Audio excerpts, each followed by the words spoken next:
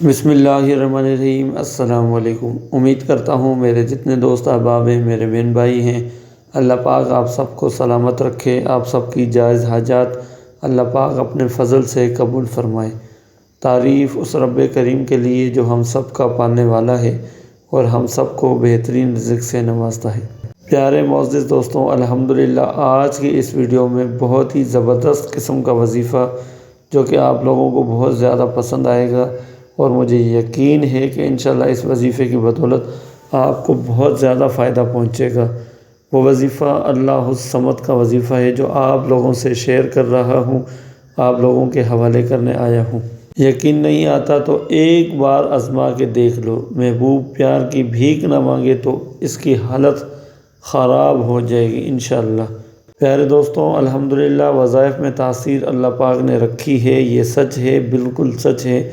اگر آپ صحیح طریقے سے، صحیح نیت سے، صحیح جگہ بیٹھ کر کوئی بھی اسم اعظم پڑھتے ہیں، کوئی بھی قرآن کریم کی آیت مبارکہ پڑھتے ہیں یا اس کی تلاوت کرتے ہیں، کوئی بھی وظیفہ کرتے ہیں، اور جب آپ اللہ پاک سے دعا کرتے ہیں تو اللہ کی ایسی مدد شامل حال آپ کے ساتھ ہوتی ہے کہ آپ اس کا اندازہ بھی نہیں لگا سکتے۔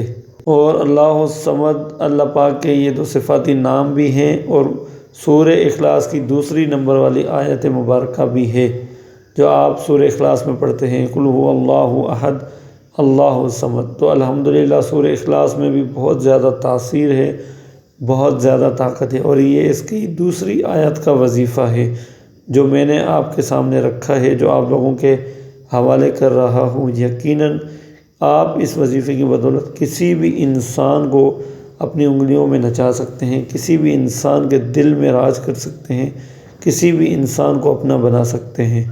وظائف کو قبول کروانے کے لیے تین چیزیں بہت زیادہ اہم ہوتی ہیں۔ اگر کوئی انسان ان تین چیزوں کی پابندی کر رہے تو انشاءاللہ اس کے وظیفے ضرور قبول ہوتے ہیں، اللہ اس کی مدد فرماتا ہے۔ سب سے پہلے نیت ہوتی ہے کہ آپ کی نیت درست ہونی چاہیے۔ جس وظیفے کو بھی آپ کر رہے ہیں، اللہ سے مدد تو آپ طلب کرتے ہیں، لیکن نیت کا درست ہونا ضروری ہے۔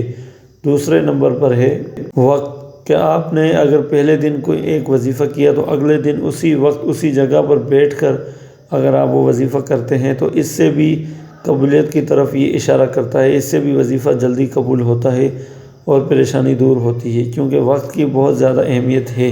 یہ نہیں ہونا چاہیے کہ ایک وقت میں آپ نے صبح میں وظیفہ پڑھا تو دوسرے وقت میں آپ نے دن میں پڑھا۔ اگر ایک ہی وقت کو آپ مقرر کرتے ہیں اور اسی وقت اسی جگہ بیٹھ کر وہی وظیفہ پڑھتے ہیں تو اس سے بھی بہت فرق پڑتا ہے۔ اور تیسرے نمبر پہ جو چیز رکھی گئی ہے وہ تعداد ہوتی ہے۔ اگر آپ وظیفے کی تعداد کے حساب سے جس طریقے سے آپ کو بتایا جائے اس طریقے سے آپ پڑھیں تو اس سے بھی بہت زیادہ فرق پڑتا ہے۔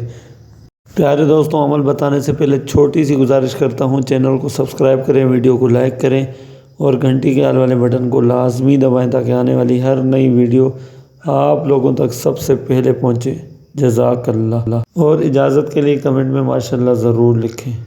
دوستوں، یہ مبارک وظیفہ اللہ الصمد کا کرنے کا طریقہ یہ ہے کہ سب سے پہلے آپ نے نیت کرنی ہے کہ آپ نے کس کے لیے یہ وظیفہ کر رہے ہیں۔ وہ نیت کرنے کے بعد اللہ پاک سے آپ نے سچی توبہ کر کے اور جو ہے آپ نے اس وظیفے کو شروع کرنا ہے، اور نیت یہ رکھنی ہے کہ یا اللہ جس مقصد کے لیے میں یہ کر رہا ہوں، جو آپ کا مقصد ہے، وہ آپ نے صرف اور صرف اپنا مقصد اپنے اللہ سے شیئر کرنا ہے، اللہ کو ہی بتانا ہے، اور اس کے بعد یہ وظیفہ شروع کرنا ہے۔ دوسرے نمبر پر آپ نے وقت کی، تعداد کی، ان چیزوں کا آپ نے خیال رکھنا ہے کہ جس وقت آپ نے پہلے دن وظیفہ کیا ہے تو اگلے دن بھی اسی وقت اسی جگہ بیٹھ کر آپ نے یہ وظیفہ کرنا ہوگا۔ انشاءاللہ اس سے آپ کا وظیفہ یقیناً قبول ہوگا۔ یہ ساری چیزیں کرنے کے بعد رات کو سونے سے پہلے کم از کم 313 مرتبہ دل پر ہاتھ رکھ کر یہ ورد آپ نے پڑھنا ہے، اللہ الصمد اللہ الصمد اللہ الصمد۔ اس طریقے سے آہستہ آہستہ آپ نے پڑھنا ہے۔ پڑھائی میں بالکل جلد بازی نہیں کرنی۔ اول آخر 11 مرتبہ کوئی سا بھی درود شریف پڑھ لیں اور یہ پڑھائی کرتے رہیں۔ دل پر ہاتھ رکھ کر آنکھیں بند کر کے اس پڑھائی کو کریں۔ مسلسل اس انسان کا تصور، دھیان اپنے ذہن میں رکھیں جس کے لیے بھی یہ وظیفہ کر رہے ہیں۔ 3 دن تک بلا ناغہ اس عمل کو کریں۔ 3 دن تک آپ نے یہ وظیفہ لازمی کرنا ہوگا۔